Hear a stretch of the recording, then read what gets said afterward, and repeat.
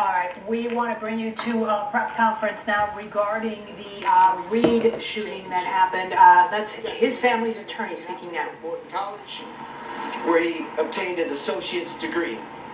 His friends and family affectionately called him Mookie. Dexter enjoyed playing hoops. He enjoyed healthy eating. He enjoyed cooking. He loved spending time at his sister Portia's shop.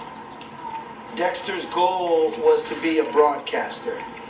So let's talk about why we're here today and why Mayor Johnson and State's Attorney Kim Foxx and Chief of COPA just gave their press conference. We're here today because on March 21st, something really tragic happened in the city of Chicago.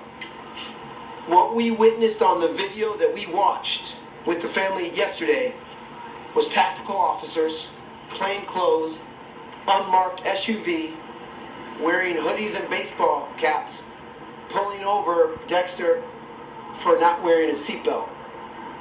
These officers never announced they were police officers. And then what we witnessed, Dexter got out of his car, unarmed, and was shot by the police. Based on the COPA report that you all received this morning, 96 rounds were fired by these officers.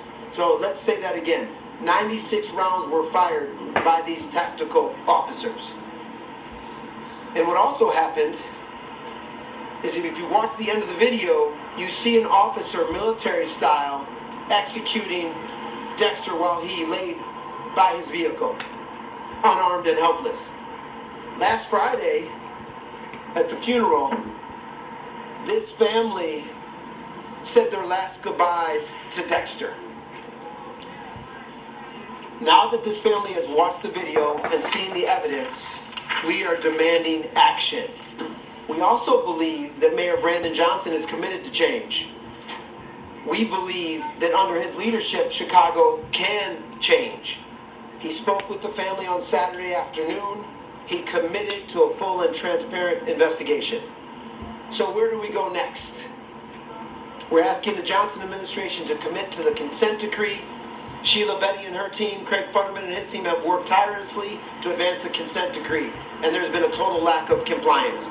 We're specifically asking the mayor and Police Chief Snelling to disband these tactical units that have been terrorizing communities, folks in communities on the west and south sides. We're also asking that Superintendent Snelling strip the officers involved with this fatal and unjustified shooting. We're asking Chief Kirsten from COPA to continue her investigation. We're also asking, if you watch the objective video evidence, that State's Attorney Kim Foxx move swiftly to get justice for this family in what we think there should be a criminal indictment against some of these officers. We're also asking Mayor Johnson to work with government officials in Springfield to advance legislation related to disciplinary police actions. Keep those hearings public and in the open for all of us to see and witness. This family doesn't want this to happen to anyone else. This family also doesn't want any violence in the city based on this incident. What we know is what started on March 21st as a pretextual, unconstitutional, and unreasonable search, and then 96 shots later, and then 3 or 4 additional shots shot into Dexter is unimaginable. And that's why this family and we are here today. Dexter is not here because of the actions and inactions of this administration and this police chief. How many more young black and brown young men need to die before this city will change? We're asking for a collective commitment from the city and community stakeholders to advance change. Next, I want to introduce my co-counsel partner, Stephen Hart. Good morning, everyone. My name is Stephen Hart from the law firm of Hart, McLaughlin, in Eldridge. It's a very important day in the city. The city, COPA, the state's attorney have all made statements relating to the shooting of Dexter Reed. It's now the family's turn to address the media.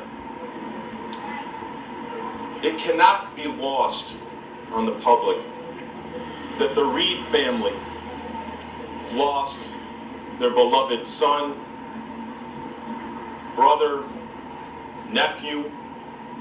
He was precious to them.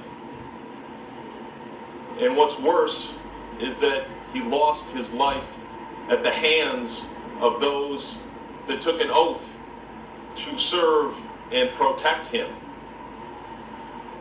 The explanation that we're getting today is that Dexter was pulled over for failing to wear his seatbelt.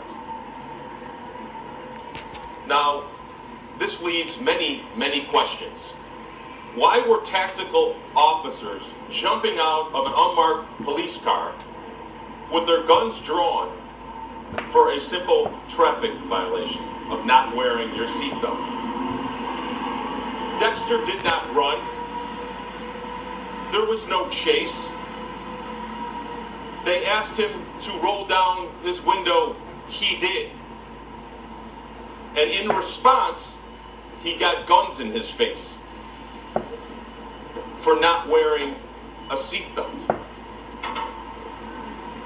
To us, to the family, that sounds disproportionate. It sounds pretextual. There is a problem with policing in this city when 5 tactical officers jump out of an unmarked police car brandishing their weapons for a young man that wasn't wearing his seatbelt. What's worse is the city has All right, you have been listening to a press conference held by the family of Dexter Reed. Those are his attorneys, the family's attorneys, talking about the release of this video today connected to that March 21st shooting when Dexter Reed, just 26 years old, was pulled over by what appears to be a tactical team, and the two sides exchanged gunfire. Clearly, it's difficult for family members to see that video, and they said that the mayor, the state's attorney, a representative from Copal all talked about it, and they felt like they needed to talk about their feelings with regard to this. This is an ongoing story, an ongoing investigation, and we will continue to bring you the latest.